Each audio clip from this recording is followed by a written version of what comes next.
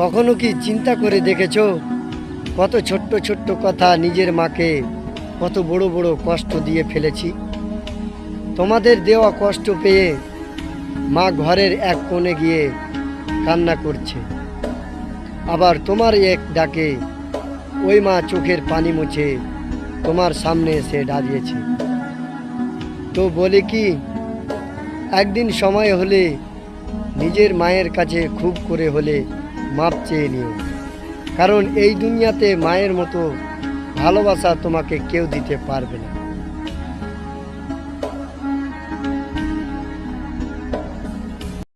কখনো কি চিন্তা করে দেখেছো কত ছোট্ট ছোট্ট কথা নিজের মাকে কত বড় বড় কষ্ট দিয়ে ফেলেছি।